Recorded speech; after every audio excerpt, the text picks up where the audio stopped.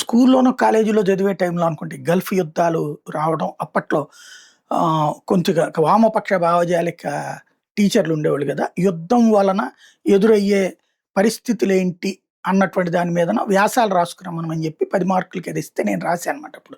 యుద్ధం వచ్చినప్పుడు ఈ పొగలు వీటన్నిటి వలన వాతావరణ కాలుష్యం వస్తది. అట్లాగే దేశాలు నాశనం అయిపోతాయి. ప్రజలు చచ్చిపోతారు. ఆర్థిక ఇబ్బందులు పడతారు. ఇట్లాంటిది. ఈ ఆర్థిక ఇబ్బందులేంటిరా అని అడిగారు మాస్టర్.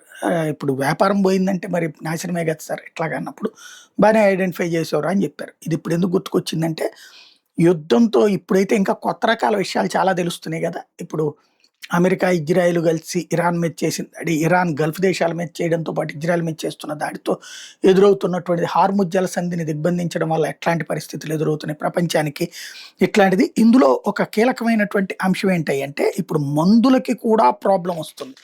పారాసెటమాలు, తర్వాత మెట్ఫార్మిన్, ఆహ్, నిఫెడ్లిపిన్, ఇబుప్రోఫెన్ ఇట్లాంటి మందులు ఏవైతే ఉన్నాయో వీటన్నిటిని గూడా పెట్రోకెమికల్స్‌తో తయారు జేస్తారట వీటిటి వాడకంలో.